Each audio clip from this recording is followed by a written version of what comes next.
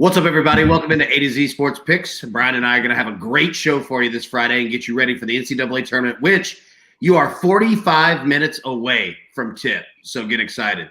Brian, it's officially the calm before the storm. All right, we might have lost Brian right there, so I'm just going to roll solo here. I think this is the best sporting betting event of the day, of the year. Brian, you with us? I think so. All right, there we go. I was just telling everybody, this is basically like betting Christmas. It's just fantastic. And I was saying, yeah, we got about 45 minutes to the first tip, man, the calm before the storm. Yeah, buddy, tourney time, game day. It is here. And, man, what a first day. I mean, 4 thrillers.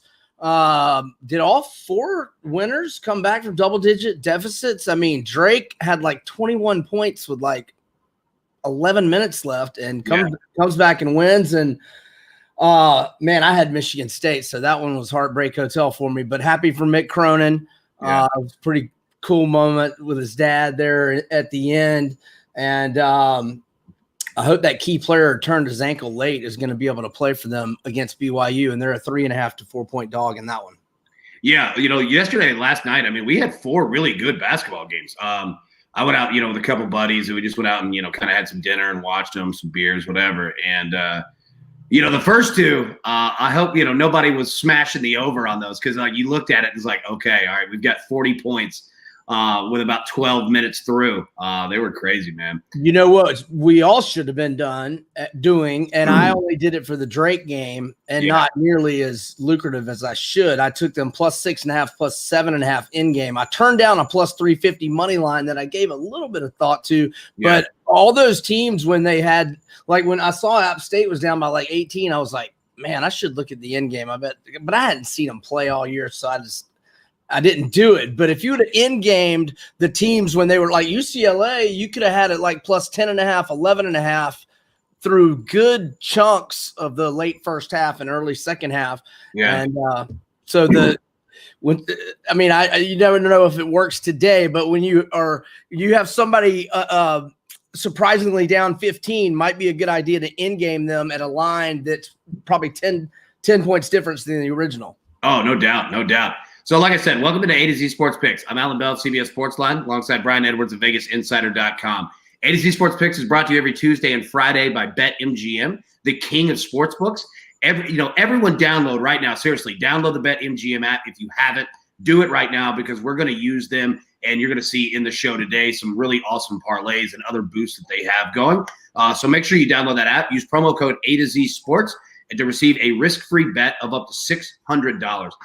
That's BetMGM, the king of sportsbooks. Visit BetMGM.com for terms and conditions. Must be 21 years or older. Must be present in Tennessee. For gambling problem support, call the Tennessee Red Line at 800-889-9789. So, Brian, again, man, good to see you, buddy. We had a really nice start yesterday with the first 4. We get it going live today. Like we said, 11:15 Central is when we get about the first block of tips.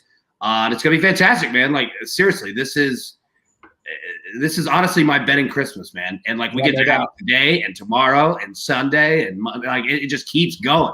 I love it. So let's just start right out of the gate. All right. Local team here. We got Tennessee versus Oregon State. The last line that I saw, Tennessee was a 7.5 point favorite. It's been bouncing around from 7.5 to 8, somewhere roughly around there. What do you got? What's our latest? Well, yeah, I'm looking at it right now. There's a few 8s left out there, but most spots are at 8.5. And 8.5. Okay. Yeah. I even see a 9 at Circa. So it looks like even more action coming in this morning on Tennessee. Nice. All right. Yeah, I saw that BetMGM and a couple other apps. Yeah, like their largest bets today were on Tennessee. I saw a couple $200,000 money line as well as some playing the spread. Yeah, some big money coming in. So we've had some really nice, kind of pros versus Joes moments in this game because Oregon State's taking a lot of bets, total. And so we'll just go off of that, right? So we've got Tennessee, Oregon State. What's your best bet of the game? You were breaking it down. We were talking about it earlier. What you got? Yeah, so I want to make it clear. I'm not implying this is like one of my top bets today. I mean, we've got options galore. There's a huge menu today. But with the local flavor for the Vols and me being an SEC guy, I will definitely chime in here. When I think Vols, I kind of think to look the under because they struggle to get buckets, and Yves Pons is, one of the best rim protectors in the country, as he showed the Gators last week a couple of times. And Tennessee is just an overall outstanding defensive team. But when I, looked at Oregon State's resume, their profile, the overs cashed in 6 straight for the Beavers. And this is an unbelievable underdog stat, almost as impressive or about the same as Oklahoma State's underdog stats. In Oregon State's last 16 games as an underdog, they are 13-3 against the spread with 9 outright wins, including 3 in the Pac-12 tournament over teams that are in the tourney. UCLA, Oregon, and Colorado. They were catching 8.5, and 5.5 against UCLA. Won all 3 outright. So I'm going to recommend Oregon State plus the 8.5, or any of our listeners in Vegas, if you're at the Circa Sportsbook, grab that plus 9. Nice. I'm going to go with Tennessee on this. I'll say this. I took Tennessee this morning at 7.5. But we're at that moment and at that line to where, while I feel comfortable with 7.5, and I'll explain why here in a second, 8.5, that might be a little too much for me, right? Like I think I just don't see Tennessee as a team that's blowing somebody out by 10, 12, 13, 14 type points. I think Tennessee wins this game. I think Oregon State, in terms of points scored, probably ends somewhere around 58 to 62. But you've got a team in Tennessee who might score 72, might score 70, might score 68. It might be a low-scoring game. I don't know. But, once it gets above 8.5, I would feel comfortable with 8, 8.5, 9. It's a large number for me. So I will say I took it at 7.5. But the reason that I did is really looking at both of these teams and just looking at their non-conference slates. I like Tennessee. They were 6-1 against the spread non-conference. Oregon State was 1-3 against the spread non-conference. Now, here's where it comes into play, right? So you look at these non-conference games. A lot of those were early. These are teams that might not be the same team that they were, the first couple, first 2 months of the season, so to say. But I think that you're going to see teams like this kind of revert back a little bit. I don't know if Oregon State is going to carry that fire into the tournament like they did through the Pac-12. They could. They're not a bad basketball team at all. But I'm basically pointing towards that. I think Tennessee gets the win. But again, like we just talked about, like James is saying in the chat right here, there's a clear line of where you feel comfortable taking Tennessee. And 7.5, 8 is kind of my max. So, again, if you could get it 7.5 or lower, I'd feel good with it. 8.5, 9, man, that's just a lot. How do we feel about this total? Yeah, I'm going to stay away just because of this recent 6-0 overrun for Oregon State, and I would never play a Tennessee over. And just back to the side, I do think Tennessee does advance and win the game. Yeah. And the only thing I would fear with Fulkerson out, you don't want Yves Pons to get in early foul trouble. Yeah, that would be where I would feel like, okay, Tennessee could be in danger here if Pons were to get like a second foul in the first 5 or 6 minutes of the first half. Other than that, I think they advance, but I like Oregon State to cover, and I'm going to leave the total alone. What's it sitting at right now? 131, 132. So we're at 131. Looks like every single book is 131 all the way across. Yeah, that's an interesting one because that's essentially a 72-60 type game. I wouldn't feel terrible with that. I'm with you. The under? No, for the over. For the over. Right. Here's why. Look, I'm like you. I'm not trying to get in the business of betting Tennessee overs consistently. Right. However, I think I think I could see this being right around there, right? And I could see it being, honestly, right at 132, 133, 134. I think it's probably your max. I'm not going to bet it, but if I did, I might ride with that over with just a little bit, maybe like a quarter unit or something. Yeah, and it's a pretty low number, even, and especially with Tennessee, the expectation of them, favored in the 8.5 range is that, it'll be a maybe a 5-6 point game late. And if you get a foul fest going with about a minute and a half, and you're more likely to get a foul fest in the tournament than you would just your normal regular season game, because this is it. I mean, they go tomorrow. And so even if teams are down, 11 or 12, they may start fouling with 2.5 minutes to try to extend the game. So, and when you're dealing with a low number like that, it could be looking under all day, and then you get a lot of fouls and free throws, and you can get it to go over. Yeah, you bring up a good point. I'm interested to see today, what do the whistles look like? Are they burying the whistles? Are they blowing them hard? First half, second half, et cetera. Because, again, I mean, it's not like these aren't different refs than what we saw all season long. But you're right, man. Sometimes in the tournament, man, refs. Well, sometimes they mix up the crews during the tournament too, and they'll, yeah. Some people can just go crazy. Yeah, I'm telling you, man. Like it messes with your head, like when the tournament gets here. So we'll see. But let's jump right back into more bets. Looking at the tournament board here. All right. So what we want to do, let's make at least 3 picks. Games today, games tomorrow. Could be all across. What you're seeing, what you like. Brian, I'll kick it to you. What are your 3 best bets going into Friday or Saturday? Okay, I'll go with Eastern Washington plus 10.5 against Kansas. So we know KU's Jalen Wilson is out. He averages 12.1 points per game, 8.2 rebounds per game. And then David McCormick, another double-figure scorer who missed the Big 12 tournament. We don't know if he had COVID or if it's just, contact tracing, what have you. He is just getting to Indianapolis tomorrow. I'm sorry, today. He's going to play tomorrow, but he hasn't been with his teammates. He hasn't practiced with the team. I don't know. I guess maybe he's been able to practice individually. But anyhow, that's a big absence, Wilson. And then McCormick, may not really be 100%. We don't know. And then Eastern Washington has won 13 of its last 14 games, 10 of those wins by double-digit margins. They got to play 4 heavy hitter teams in non-conference play. They were underdogs in each. They went 3-1 against the spread. They lost by only 3 at Arizona, only 3 at Washington State. Now I know those are non-tourney teams this year, and they lost by 5 at St. Mary's.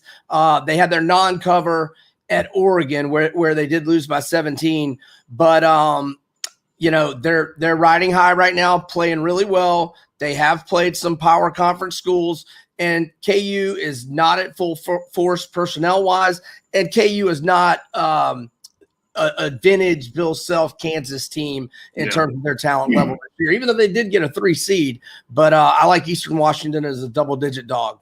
Nice. All right, I'm going to start with maybe it's a little bit crazy, but rein me in if I'm being too wild here. I'm going Liberty plus 7 against Oklahoma State. Liberty might win this game outright. I'm just going to put that out there. I'm not saying that they do, but they might. But I'm riding. You're not the only one thinking that, Alan. I've heard a lot of people liking Liberty. Yeah, I'm telling you, I kind of like it. I mean, it's one of those things. Don't get me wrong. Oklahoma State 1 has been on fire for literally 2.5 months, right? Like, I mean, they have just been on fire. And I'm not saying that their team is entirely Cade Cunningham, but what happens if he's still today, right? What happens if he doesn't come out and is just completely on fire? So I'm going to roll Liberty plus 7 on that one. I think Liberty's a better basketball team than people might think. And again, if you're somebody looking for a crazy upset money line type play, I'm not putting it out there that you should do it or that you should put, full units or anything on it. But if you're looking for just some kind of little fun, kind of upset play, keep an eye on Liberty. Brian, what's your next one?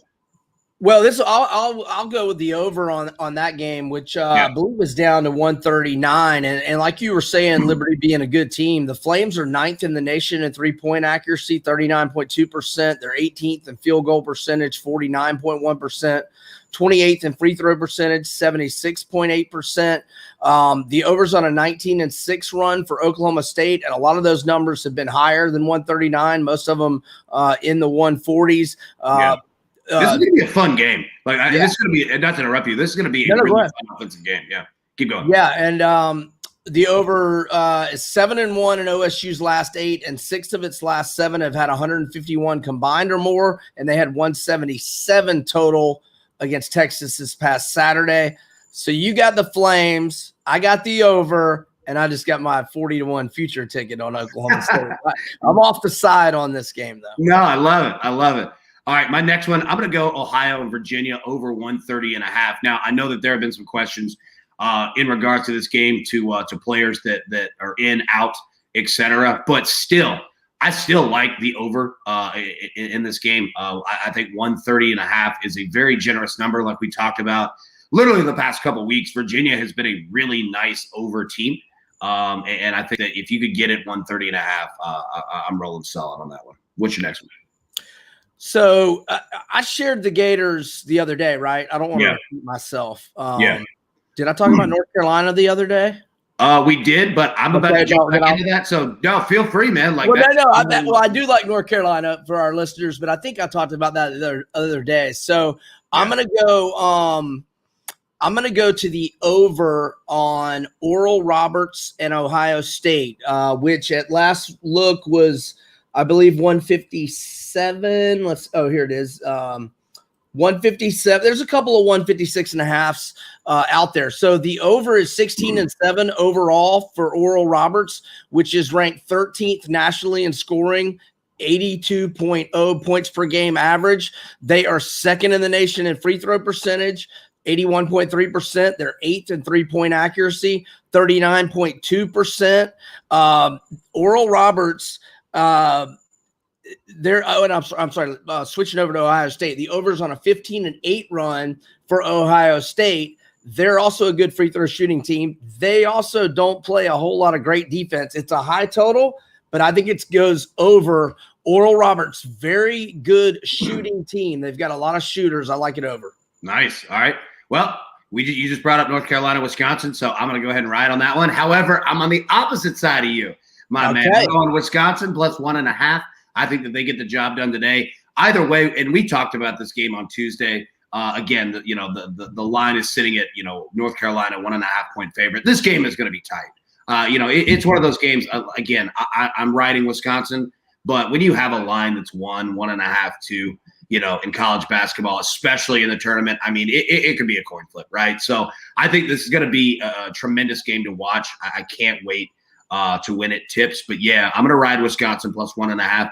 I think they've just been a little more consistent of a team for me. But, again, it could come down to 2 fouls, at the end of the game. But, yeah, I'm riding the Badgers on this one.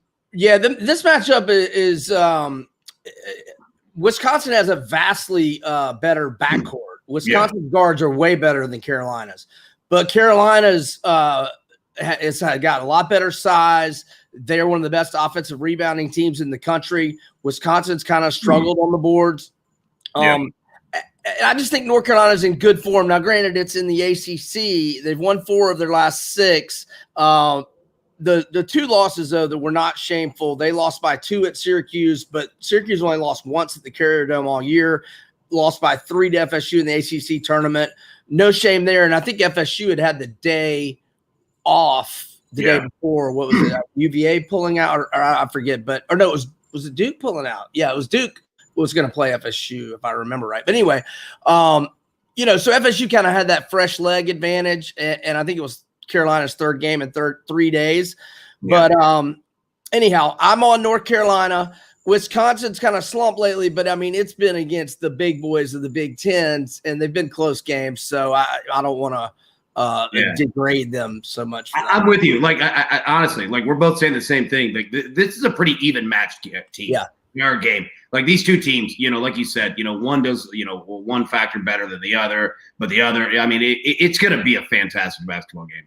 So, yeah, I mean, be careful with that line either way that you go, because, again, that's literally one shot, so it's tough to play it. But, yeah, I like Wisconsin in this one. My last one, I've got a 4th here. I'm going to Georgia Tech, Loyola Chicago over 124.5. Now, again, understand, I totally get that there have been, issues in terms of players that are in, out in regards to this game as well. But 124.5, especially with these 2 teams, especially with Loyola in there, I feel comfortable with that one. So I'm going to add that. I've got 4 games that I'm going today. Brian, did you have any further games that you're playing today or tomorrow?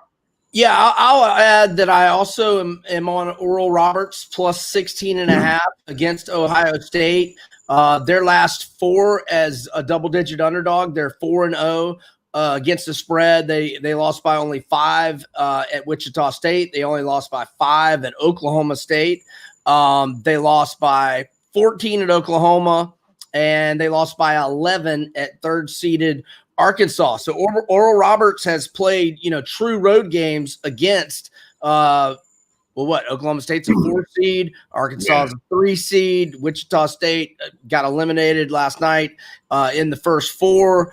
And who was and Oklahoma's a tourney team as well. So Oral Roberts has played the big boys. They've been underdogs 11 times total this year, 8-3 against the spread, with 3 outright victories, and they've only lost by more than 15 once this season, and that was in the season opener at Missouri, another tournament team, and that was way back on November 25th. And in Ohio State's last 5 games in the chalk roll, 1-4 against the spread. So I think Ohio State wins, but only by 8 to 12 points, somewhere in there. Now, I like it. Now, let's jump in the chat real quick. A question that Kevin Tubbs asked. Thoughts on Arkansas?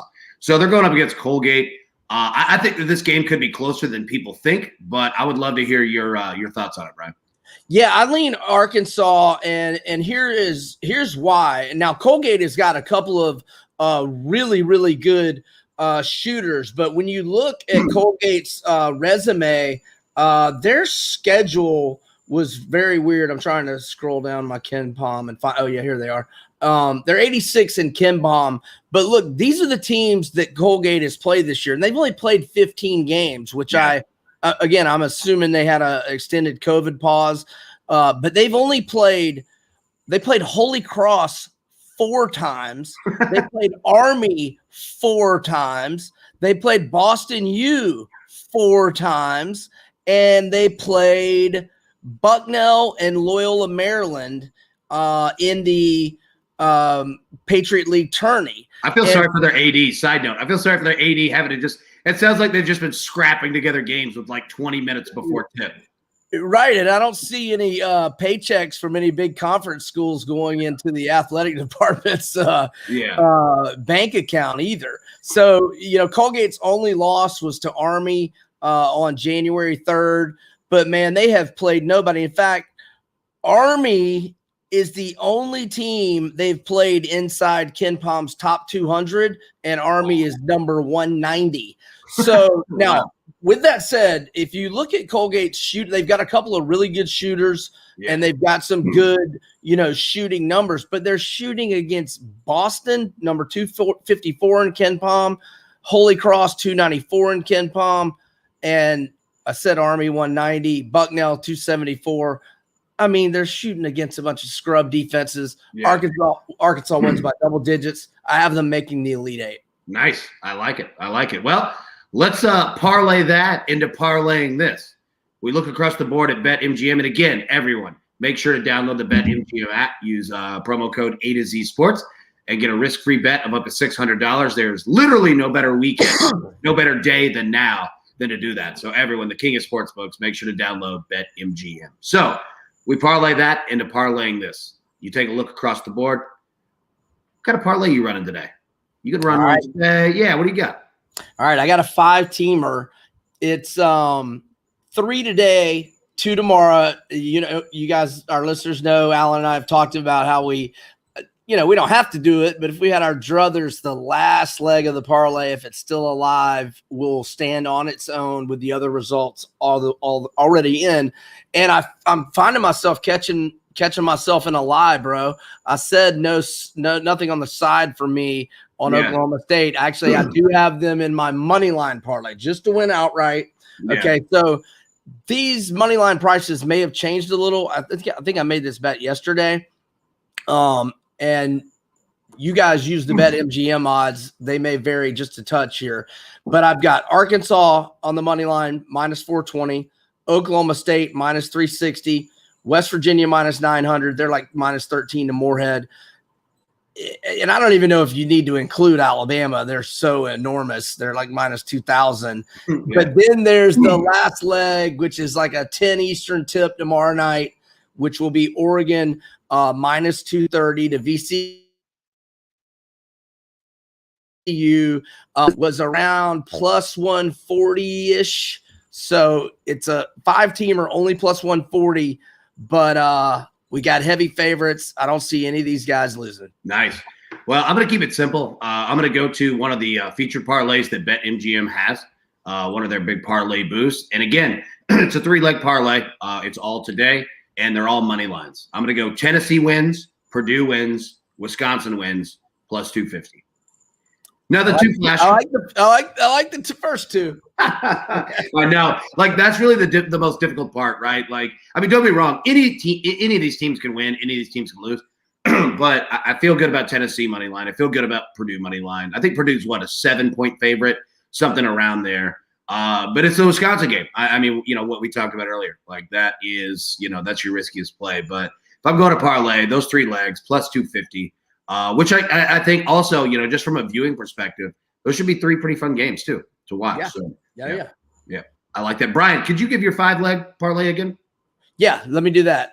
It is Arkansas, Oklahoma State, West Virginia, Alabama, and Oregon, all just to win outright. Should pay about plus 140. And again, Oregon will stand on its own late tomorrow night. So you could take, if the first 4 legs hit, you could take VCU plus the 5 or the money line if you want to hedge for a smaller amount. I don't know what amounts our listeners are using. Yeah, no, I like it. No, I like that you work in the hedge plays here. I really enjoy it. So, all right, so we'll move to our final segment of the day. It's we got games that are tipped in about 15 minutes, so make sure everybody can get out there, get their picks in. But what we want to do is leave everybody, with one piece of advice. And again, if you've never bet an NCAA tournament before, or you're an expert and you've done it for years, it's always something that it's kind of like the Super Bowl. It's a different event, and you want to have just kind of all your ducks in a row, because it once it gets going, it's like a ball rolling down the hill, right? So I'll go ahead and start with mine, and again, really quickly, and it's nothing that countries were formed upon. It's not some brainiac idea here, but just write out and have a plan ahead. Okay, you're going to see these games. They essentially come in 4-game blocks. Write them out ahead. Be a block ahead, right? You can't bet every single game days before, et cetera, things like that. But just write it down.